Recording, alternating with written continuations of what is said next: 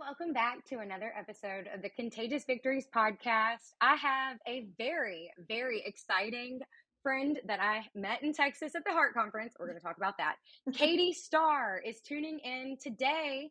We're going to be getting to know her better, and Yay. I've got her on the show. Welcome, Katie. Thank you. I'm so happy to be here. I'm so glad to have you on the show and to get to know you better.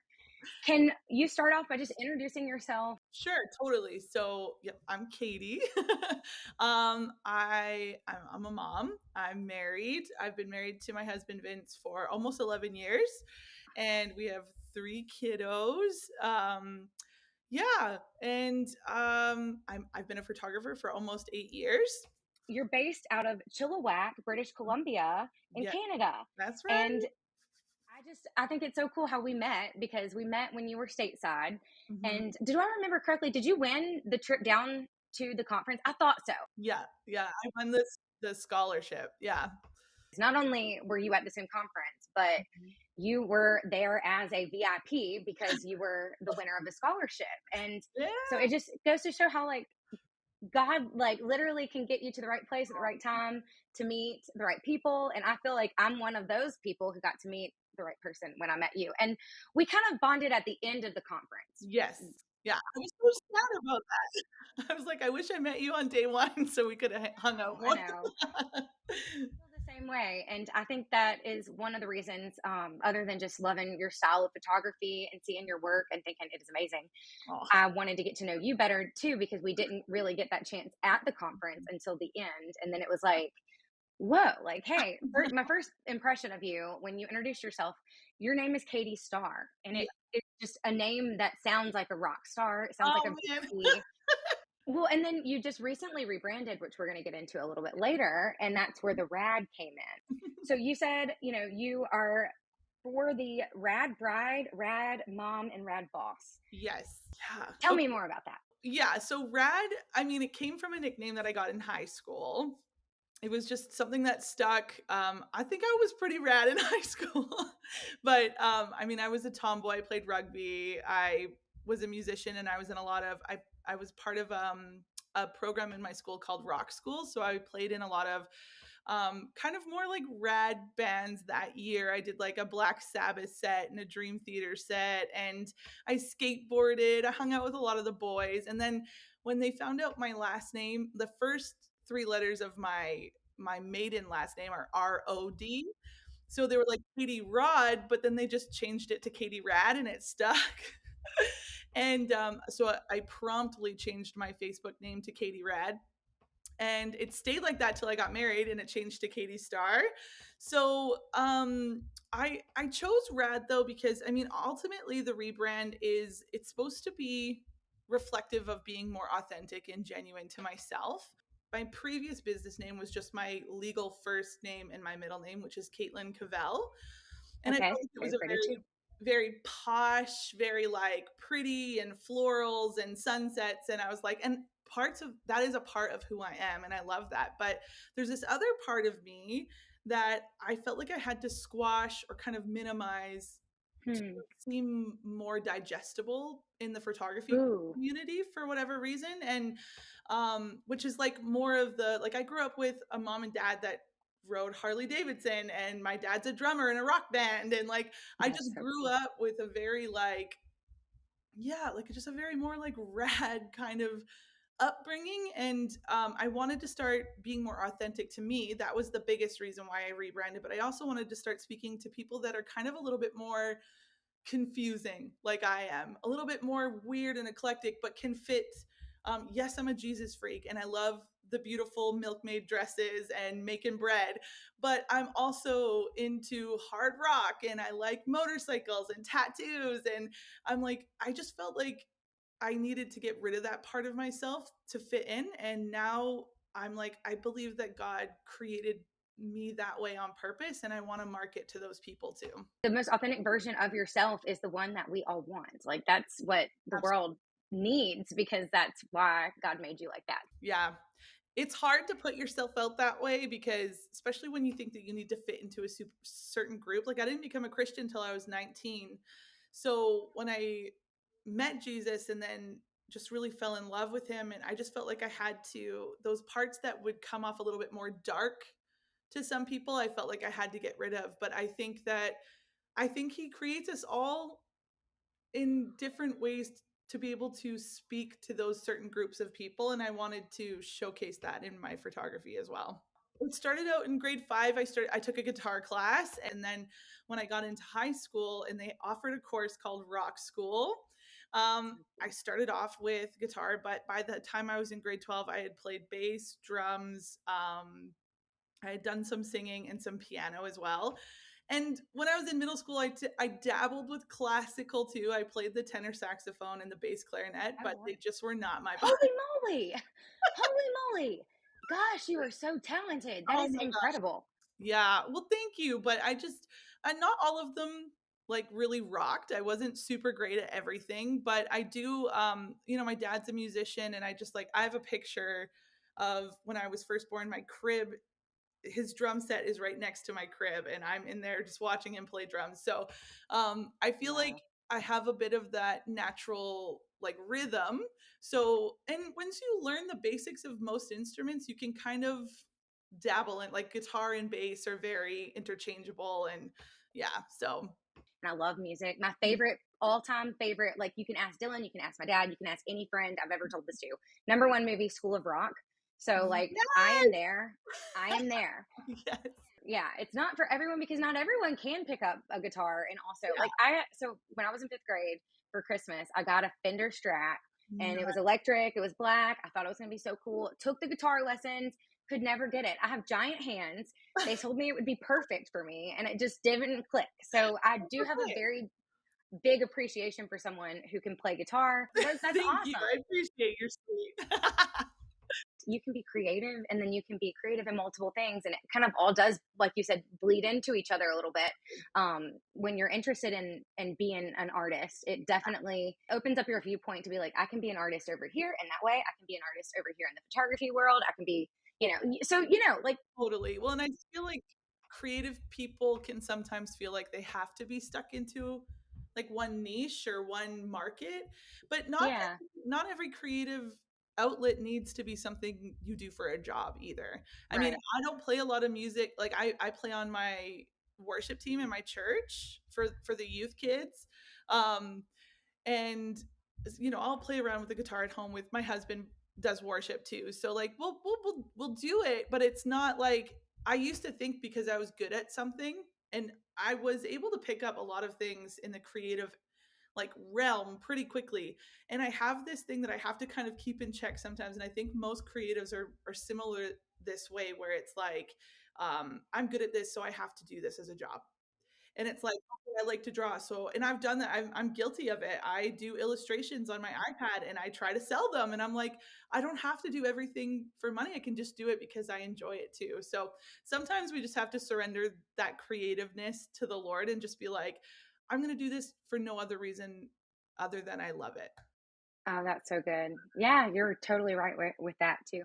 Well, I know that you love photography. You have created a business out of photography, and your photography is beautiful. It definitely stands out, and it's very polished and very not polished at the same time. Like, to kind of go That's on what you said. what I'm for. What I know, but like, also, I just want to point out, like, as someone with a camera, sometimes you're like, I want to get that messy look, and that's harder to get than the posed polished look. So Sometimes it you is. do a Yeah. great job at that. Thank you. I Can you elaborate a little bit about your journey with photography and tell me, maybe when was the first time you picked up a camera? Where did it start to become a love, whenever the photography became a thing that you started going after? Totally. So I was always that kid that had a camera in her hand.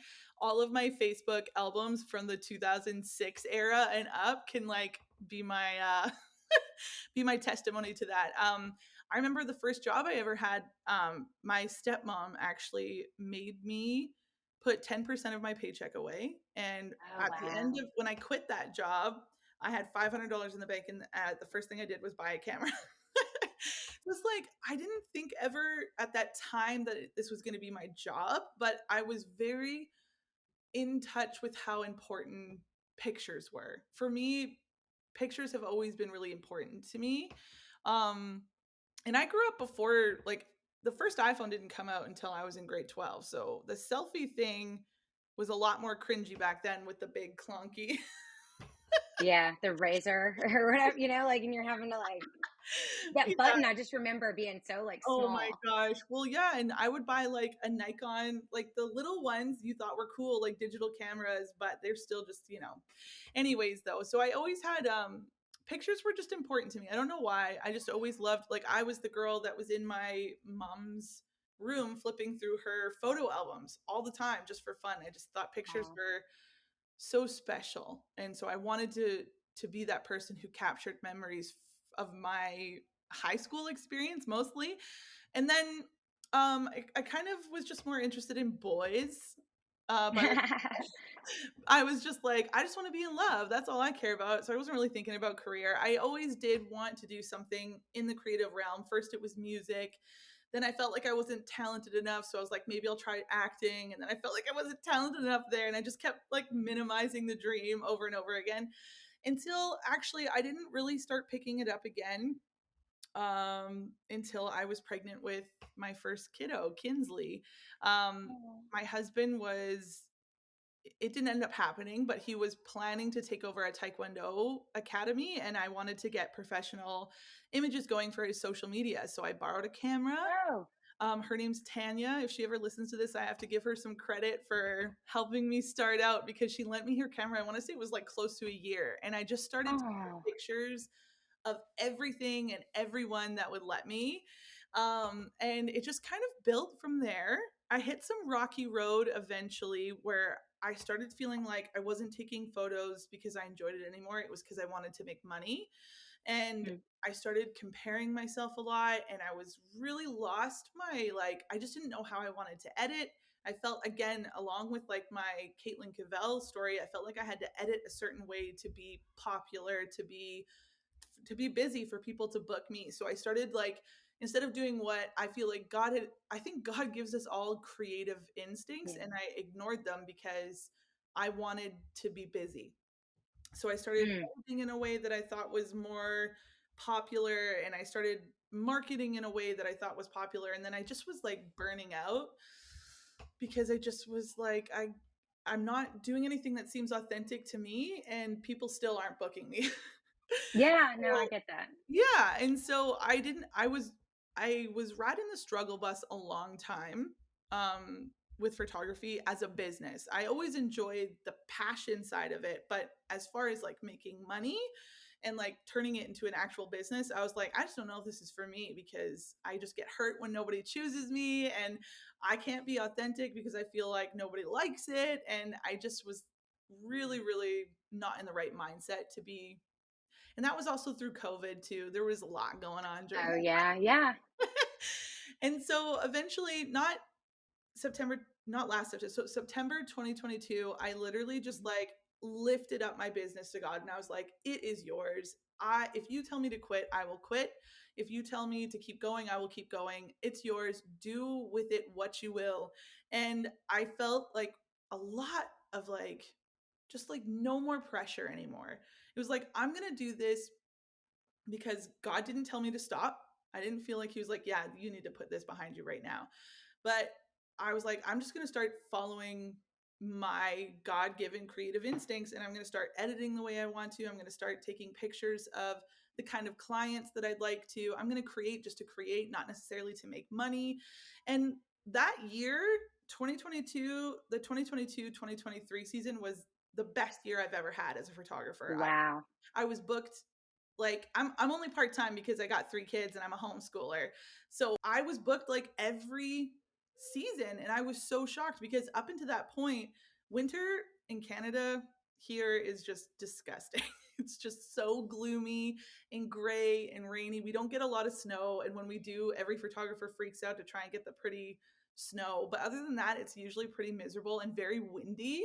And it's just like nobody wants to do that. But then when I kind of let go and gave my business to God, I started doing some studio work, and I used to be so against it. I don't know why. I started doing some studio work. So even through the winter and the gloomy season, I was booking clients, and I booked 3 weddings, and I had I had second shot weddings with a real bomb photographer. She's like one of my besties. I love her so much, but she's been doing photography like my whole life. Plus, she's just really good. She works out in Kelowna, which is a few hours away from us. But I second shot weddings with her for 2 summers. But I was Oh, wow. really afraid to try and do them on my own because I just feel like there are a lot of pressure. And I'm just like, I don't know what to do. But I booked 3 of my own weddings last summer, and I, based on client reviews, seemed to have nailed it. So that was great. That's awesome. And so, Yeah. yeah, I just had, as soon as I like let go of the reins, I didn't just say like, okay, God, let the pieces fall where they may. I mean, I still had to work, but I just like let go of the control basically. And I just feel like he rewarded that obedience so much. And then I got a little sidetracked, which leads me to the Heart Conference because I met somebody and we were talking about doing a photography education business.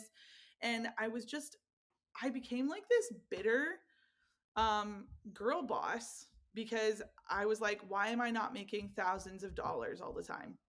And I was like, I need to start making more ways of making money. So we were going to start this photography education business.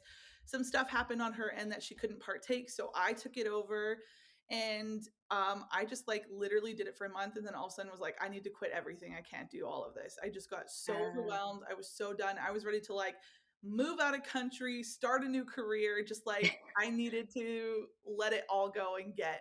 But that's when I won the tickets to the Heart Conference. And I like, God is so insane because I the girls that I know. met that I was doing the education, we wanted to do an education business for beginner photographers. We met through another Heart University thing. Like during COVID, Lindsay and Evie did an Instagram live where they would like basically dissect your Instagram post to tell you what you're doing wrong, and they selected me for one of them. So that's how me and this girl met, was because she started following me after that. After And they gave your profile or your yeah, post like an audit. yeah, it was really cool. I felt I was like famous. I like filmed it. I'm like, oh my gosh, they're talking about me. I Yeah. was like, I'm blowing up now. I think I got like 2 followers. Anyways, though, we connected, and when Evie and Lindsay announced the Heart Conference in October 2022 for October 2023, for the first week, I was like, me and that other girl that were doing this, they're like, because she lives in Texas, this girl that she and I, because that's where the Heart Conference was. She's like, Yeah. you need to come to this conference. This is where we can meet. This is where things are going to blow up. And I was like, yeah. For the first week, I was like, I don't know. I don't care what it takes. I am getting to that conference. But then by the end of the week, between my own insecurities and I believe like the devil was coming hard for me at that point, by the end of the week, I was like, I can't do it. I didn't own a passport. I was like, I don't know how I'm going to make enough money to buy tickets, airfare. The passport costs money to get through. Passport. Yeah. And then at the same time, I've got a brother who's got a family 2 provinces over from me. I live in British Columbia. He lived in Manitoba. And I'd never flown out to see him once. And I was like, Mm. how would I explain that to my brother, that I can like put money and resources and time away to go to a business conference, but I can't even fly out and see my brother? So by the end of the week, I was like, I'm not going. Too much money, too much stress. Can't have it happen. But then I don't know. I think it was the summer of 2023 where Lindsay and Evie were like, we're gonna put out this heart or scholarship. Yeah, For, scholarship. yeah, and they were like, send in a 2-minute video of why you need to be at this conference, and we're gonna select one winner, and we're gonna get you here. We'll pay for your tickets, basically. And I was like, okay. I was like, I guess I'll try. I tried filming it a few times and I was like over myself. I was like, I cannot do this. I sound ridiculous. I look ridiculous. I'm like, I'm not doing this. And then my kids were like, Mom, we're hungry. And I was like, okay, I'm going to make lunch. I'm just going to film it one last time. I'm going to put it, put it, Ah, this I got chills now. I Go know, right? ahead. I'm like, Sorry. I'm going to film it one last time. I put it up against like my microwave as I'm cutting watermelon. And I just tell them, I'm like, I have peace because I know Jesus, and I know that no matter what happens, that's everything for me.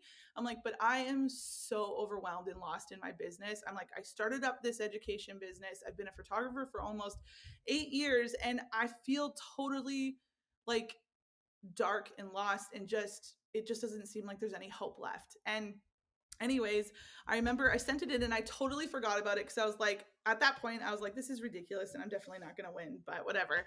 And But I then tried. I yeah, tried. I tried. I was like, I'll just put it out there. If it happens, it happens. And I honestly totally forgot about it. And then all of a sudden, I came home from, I don't know, it was summertime. It was in August, and I saw that I had a message request from Lindsay and Evie, and I was like, I just like threw my phone on the bed, and I look at Vince, and he's talking, and it's like Charlie Brown's like, whoa, whoa, whoa, and I'm like, oh my gosh, and he's like, what? And I'm like, I haven't even read the messages yet, but I know that they're not messaging me unless I won this. I just looked at him. I'm like, I'm pretty sure I just won tickets to go to the Heart Conference in Texas. In And Texas. he was like, what? So I opened it up, and it was a voice message from Evie, and she was like, you won. And I was like, what? No way. I just was like, I couldn't even believe it for 2 seconds. I just was floored. And then I just looked, they tagged me in their stories. Like, we've been going through them all. We prayed and we were just so harshly like, Uh, yeah. And then they take my Instagram, and I just was like, I could not believe it. I was like, well, God obviously wants me there. I mean, I knew for the first week after they announced it that I was supposed to go, but I defeated myself, and I felt like Satan did a good job at defeating me too. And then like several months later, they're like, actually, no, here's tickets. All you have to do is get here. And I was like, wow. So that led me to my journey. I got my passport. That's the first time I left Canada. I've never had a passport or anything. It was just like, it was crazy. Yeah. So it was pretty bonkers. well, I mean, but that's how the Lord works. And I think about very similarly all the times I've like really just given it my best shot and tried and then said, you know what? If this doesn't work, it's fine. Like it's fine. And then you almost like it's almost like a blessing that you do forget about it and Yeah. you'll forget. And then it'll come back and he'll show you where you need to be. And I feel like you sharing that story is the perfect example of he only wants you as you. Like if you try to be anything else, like it's Absolutely. not going to be attractive. It's not going to pull in the people and the things that you need to get to that place that he told you you belong. Like he told you, but your humanness, because I do the same thing. Your Yeah. humanness is like, well, I mean, it is so far away, or like it is. Oh It would be this thing would need to rearrange for that, and I just don't feel like asking anyone to do that. And it's like, well, he'll make it happen. Like, sure, you need that person to move. He'll bring something and it just, I don't know how I'm getting to I where know. it is, but I I feel like know. you know what I'm saying. Yes. It all gets reworked Well, and it the just way that it's blessings intended. the blessings didn't even end there, because like the minute it was announced, I had a couple people reach out to like, we you can stay with us for free. And like it just, there were so many people that came around that God put in place to make sure that like I was getting in that room. And it was bonkers. There were very stressful situations that probably took a good solid 10 years off of my life. Uh, But ultimately, every ounce of any of that stress was 100% worth it. And yeah, the blessings just were, yeah, they just did not stop rolling. I met so many incredible people, so many people who were like so supportive. I felt like the reason why God put me in that room was actually a lot less about my photography business and a lot more about like him being like, I love you.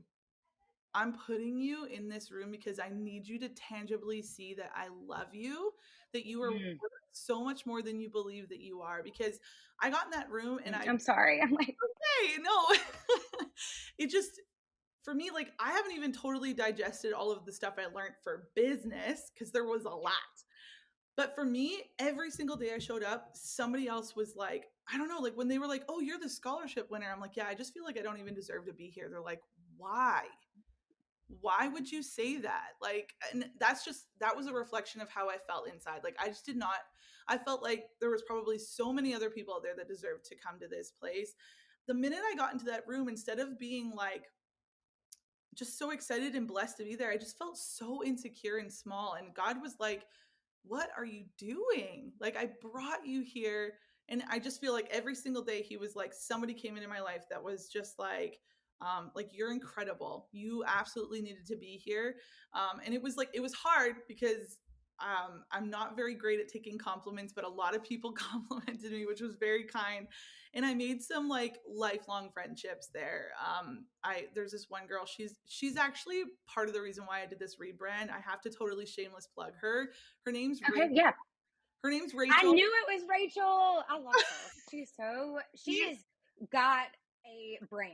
I mean, like talking about yes, like but I'm mesmerized by the I just stuff feel she like does too. God connected us because she basically went through this journey like a year before I did, which was like, I'm just going to embrace fully who I am and see what happens. And she's just been, it's been incredible for her. And when I came back from the heart conference, I decided, I was like, I'm going to start being really real with myself. I'm like, it's time to start being like honest about what I want, what I feel like God's put inside of me. So I took a social media Yeah, break. I was off social media for 4 months and I stopped I working noticed. for three Yeah. months. Yeah.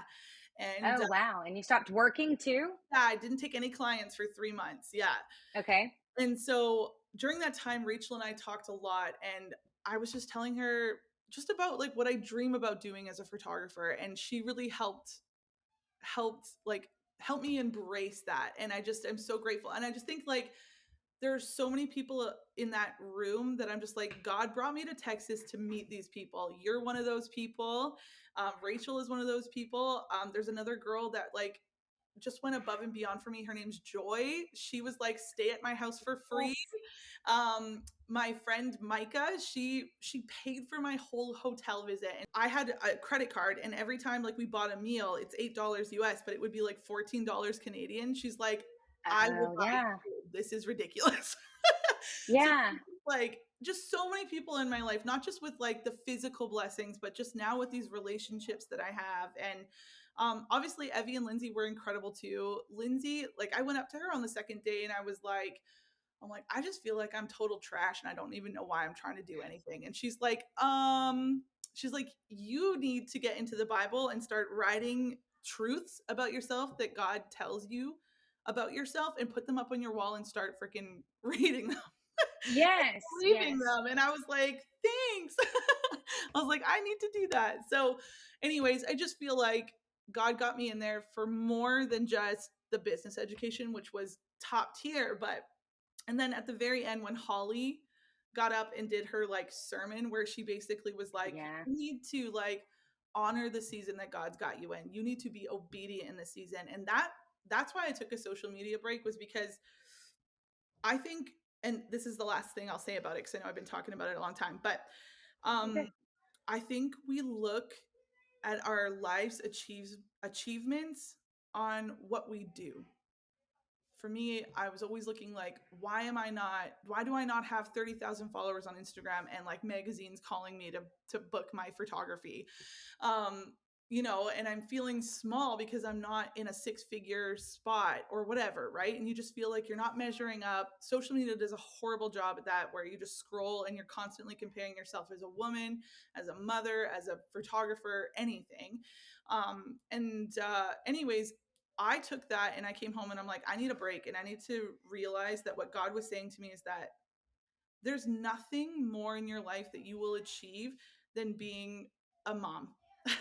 It's going to get me Oh, emotional because um I think my kids are blessings obviously, but I was constantly looking outside of what he had already blessed me with to feel mm. successful, to feel achieved. And he's like, no, no, no, no, child, like, listen to me. You will do nothing more important in your life than pouring into those kids.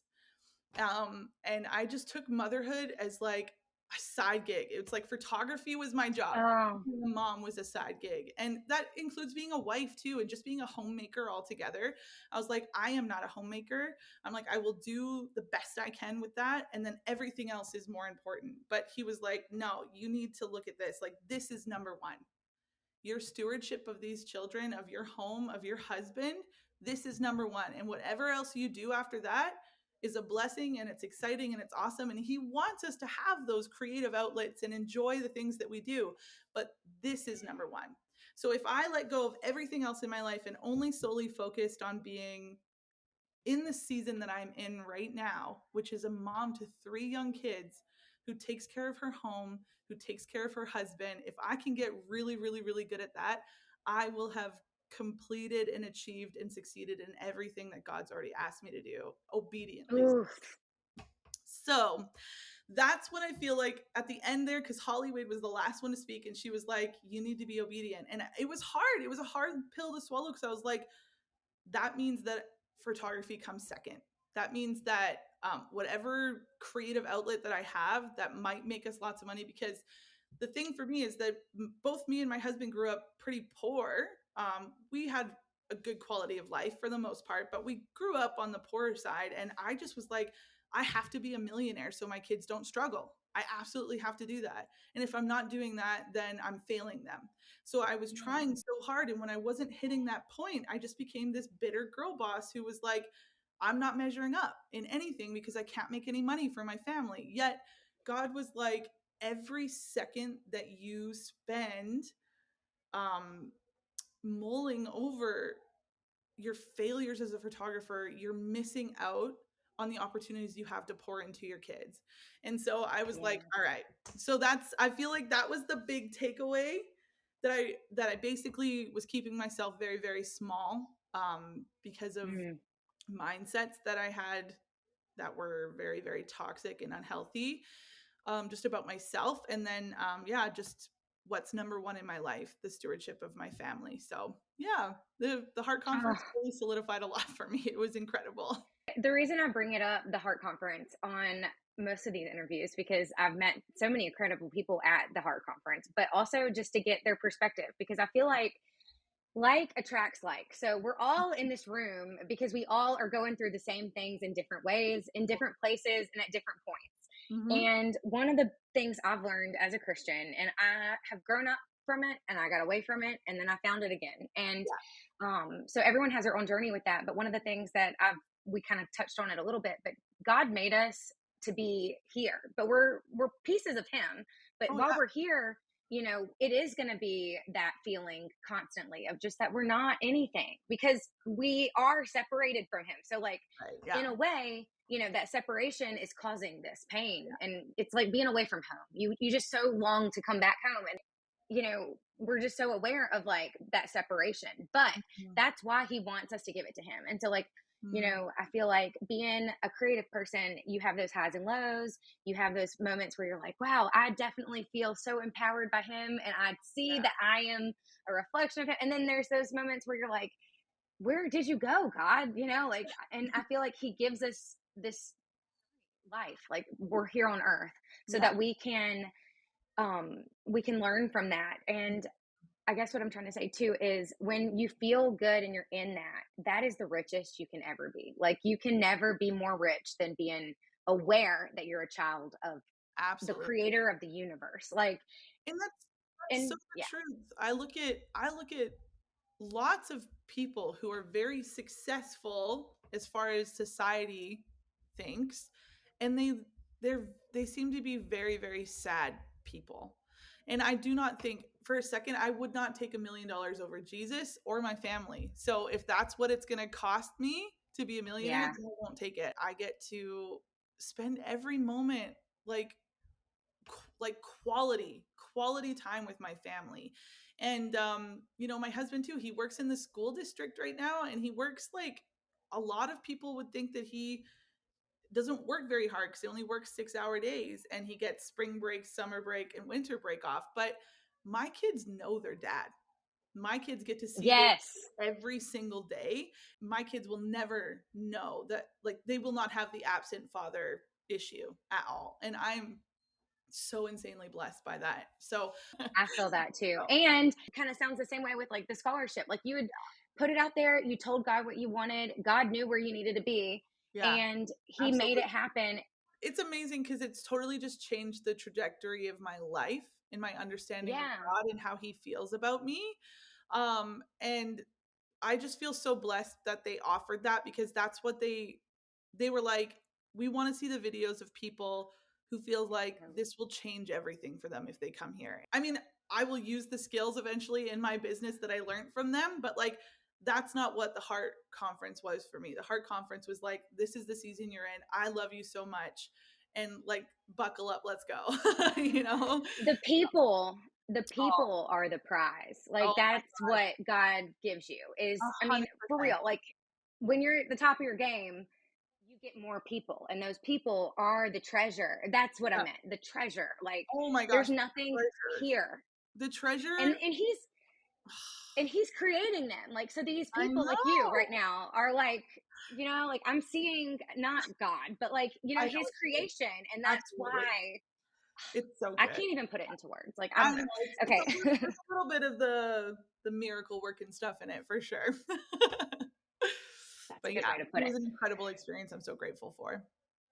Well, I want to talk a little bit about just what you've learned other than just the people and stuff. Is there anything else that you've learned as a creative business owner that you would give maybe to like you 2 years ago or you during 2020? What would you say to that person because they're listening? Yeah. Their name's not Katie Starr because there's only one Katie Starr. But what else would you say to those people who are in that place? They're there right now and they're about to give up. What would Mhm. you say to them? I would say surrender. Surrender. I would say you need to surrender that up to God. The minute I feel like that's when you hear that statement all the time where he's like, God doesn't call the qualified, he qualifies the called. I think God calls the surrendered. I think when they Ooh, surrender, when I like that, I see this action of me just like lifting up my business to God and being like, do with it what you will. If you say stop, I will stop right now. I think that that changed everything for me because the minute I was like, I don't want control over this anymore. I want I want this to glorify you. And if it's not going to do that, and if it's going to bring my family down, if it's going to bring me down, if it's not going to add anything to my life or to my clients' lives potentially, then I don't want to do it. And so I yes. think that for anybody who's in that they're riding on that struggle bus, um, they need to look up. They need to look up and be like, this is your business. And if you don't want me to do it anymore, as hard as it might be to close that chapter, then you need to be obedient in that. And I'm going to steal that from Holly Wade. I believe that if you are obedient in the season that God's calling you to, he will honor that. I just think that there's honestly, I think people see it as weakness, but I believe that there's nothing more powerful than surrendering. So Surrender. that's what I would say. And you're not alone. That's the second. Mm, We're absolutely not alone. And I would say probably like 90% of us have been there. So reach out. 100%. I'd say 100% of people have been there. Well, where can people go to find out more about you and where do you want them to go to see your work? Okay, so if you want to reach out to me, or if you want to follow along on my journey, it's sporadic. but I am on Instagram as KatieRadPhotography, Facebook KatieRadPhotography. If you want to reach out personally to work with me, KatieRadPhotography@gmail.com. All of those areas you can reach out to me. You can see what I'm up to. And I would love to, I would love your support and I would love to support you guys back. So Hopefully one day our paths will cross in person again. I would love that. I really I'm drawn to your energy. I appreciate your journey. I know now a bit about how you got to where you are and the truth that I'm seeing is that you've been rad the whole time. oh, And, I wish I would have known you in high school. It sounds like you were like awesome and really cool. And it sounds like you're even just tying in all of that coolness to your business now and, putting it out there in the world and helping others by capturing their families, by capturing their sweet moments and sweet yeah, babies and kids and families. And, but I yeah. love that you're focusing more on the boss mom and the brides who just want to be more authentic and share that authenticity and embrace it. That's really what I hear from our conversation is just don't shut it down. Like Yeah, embrace it because absolutely. that is the coolest part Yeah. and people want that. Yeah, they need to be okay with where they're at. Like one of the things that I really Yeah. struggle with in my walk is like I got a bit of a trucker's mouth. I mean, like I said, I didn't grow up knowing Jesus and my dad was a trucker, my brother's a trucker and just, words were said. Every other word was a swear. And I sometimes use some of those swears. But the thing for me is like, I know that the Bible talks about what comes from your heart is coming out your mouth. And I have yet, and I know he will convict me one day on my journey, I'm sure. But I don't believe that me saying shit is gonna like make people think, oh, she's not a Christian, she doesn't believe in Jesus. I would rather show Yeah. you that, yeah, this is a struggle for me. And it's the same thing that how I'm embracing, I want to say the darker side of me, but like it's never away from the light of Jesus. But like Right. I am, a rock and roll kind of lady. And that doesn't mean that I subscribe to all the things rock and rollers do. Okay. But I'm going to embrace that part of my personality. I believe that even though my dad and my mom don't know Jesus, they were my parents on purpose. You know what I mean? So, Yeah. like, what they poured into me, good or bad, is a part of my journey, and God has ordained it. And Amen. I am going to bring those pieces out of me unashamedly. And if that has a swear or two in it, when the Lord convicts me, I will watch it. But until then, I'm going to be me, and that's part of my journey, and I'm going to be genuine about it. So, and I want to see that in my clients too. If I'm going to work with like a badass boss lady and she's like, covered in tattoos, and I want her to be authentic in her photos. I want to help showcase who that person actually is, so that when you look at her stuff, it's like I know exactly what I'm signing up for with this person. You know what I Yeah. mean? And then just the same thing with like brides, like weddings. Like I used to be so terrified of them. I like the smaller weddings because I like people who are like, I want to genuinely spend this day with the people that I know I love and I know that they love me. So these small weddings with brides that are like wearing Converse or Doc Martens and they got sunglasses on and they're going to spend the most epic day with the person they're going to marry and with the people that they care about the most. Um, I want to make sure that when I'm capturing that, it's not just capturing the day, but it's capturing them and their authenticity. And it's the same thing with families too. Like, I would rather go spend a day at the beach and take pictures of you guys building castles and running and splashing in the water than, finding a pretty field that's beautiful. Of course, I love that. But like, let's be genuine and let's be authentic. And Yeah. you're going to love that on your wall a lot more than like the smile and look at the camera. So, You want to see yourself. Like you yeah, want, your photos. I definitely agree. And yeah, um, I feel like as someone, my mom's not a photographer, she's a nurse, but she always had those photo books and whatnot. yeah, And you can do the pose stuff. Like there's nothing wrong with that. But when you look at those totally. photos, you're going to see that moment and you're going to be like, man, my butt was itching when I was taking that picture. And that's all I remember from that picture. And like, and so, Totally. but if you have that moment where you're laughing or you're like you Yeah. said, you're just being you, Yeah. there's a twinkle in your eye that Oh, I look totally. for when I'm like culling. I'm like, does this could be the most beautiful picture? There's no twinkle in their eye. Like, you want that photo where you see the light in Yeah. this person And and I that is think that captured. if you can, and that's what I really like to do with mine, especially with like with all of my clients, I will do a fair amount of posing because I like the creative side of things as well, like where you can make a a photo look really cool and you know what I mean, pose them in a certain way where it's like, oh, you guys should be in Vogue magazine. But then also like I know for me, when I look at my engagement and my wedding photos, all the ones that are up on my wall are the ones where I'm like laughing my butt off or we're doing something ridiculous or it's just like genuine emotion and that to me is like what speaks to people and that's why I call myself a lifestyle photographer because I will do pose shots with you but I'm more interested in grabbing what's real. So Yeah, yeah.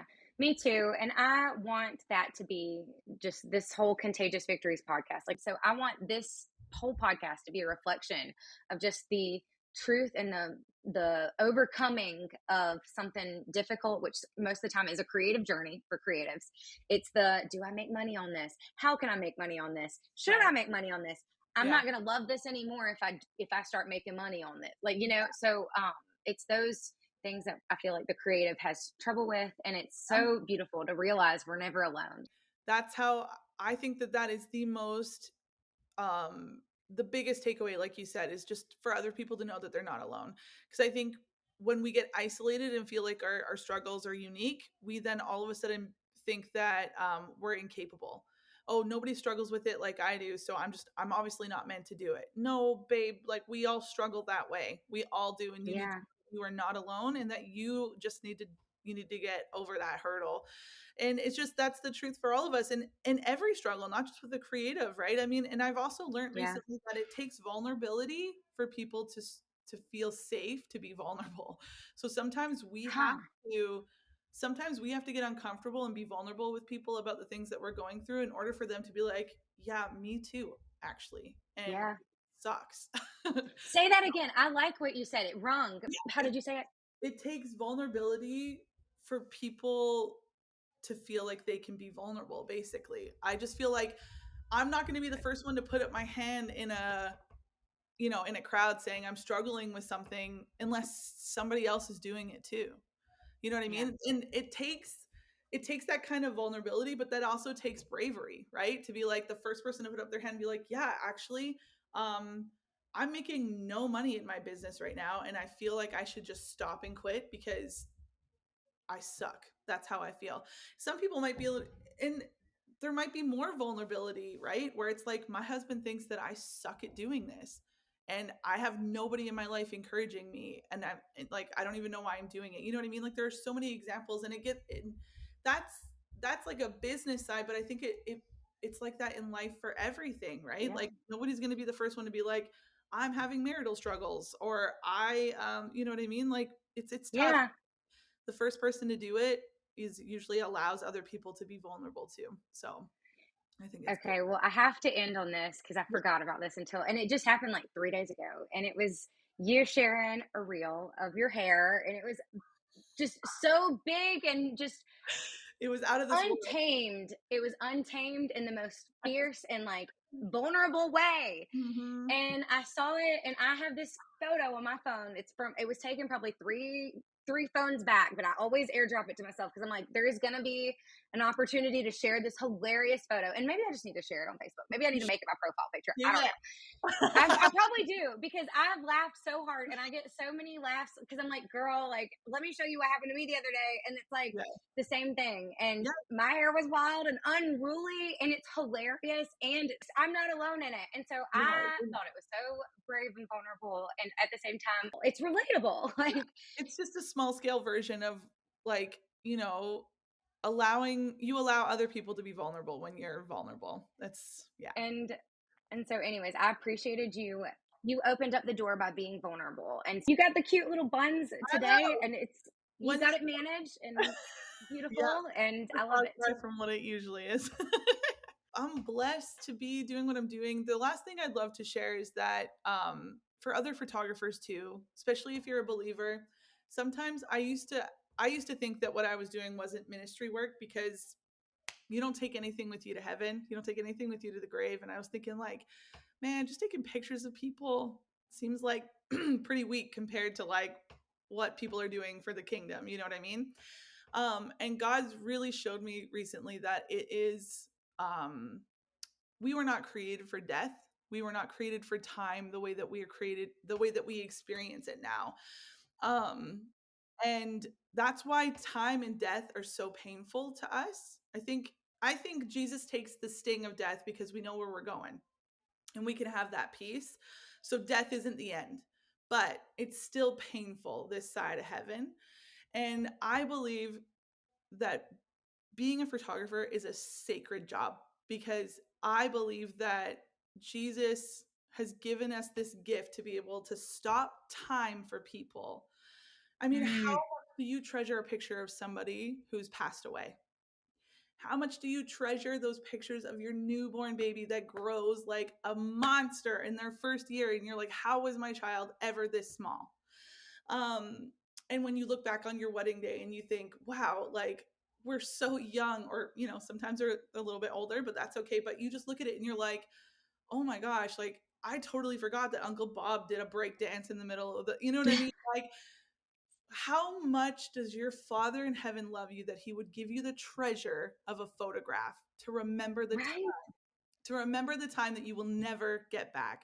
So for any photographer who thinks that your job is not meaningful, please, please, please surrender that lie to the Lord, rebuke Satan out loud, and just know that the work that you're doing is actually quite holy, and it's a way, I believe that it is a way that God's showing you that he cares about your life on earth. It's not just about when you get to heaven. He cares about you Yeah. now. So that's what I'd like to share with other photographers anyways. Ah, that is so good. Yep. I hope the listeners hear that. I hope that your Me soul too. just knows that, and um, that you have a friend who appreciates it. I don't wish it on anyone. I don't wish Right. darkness or Yeah. dark moments on anyone, but you're Right. not alone. And Yes. even in those moments, he's using you. And it's Yeah. just in your whole like story today, it's Mhm. just proof that like Yep. you're It's just like refined. Yeah. still reflecting Absolutely. his whole purpose. Thanks, girl. You too. Listeners, I hope you go and follow Katie one more time. Thank you so much, Katie. I am blessed to have you on here, and thank you. Thank you.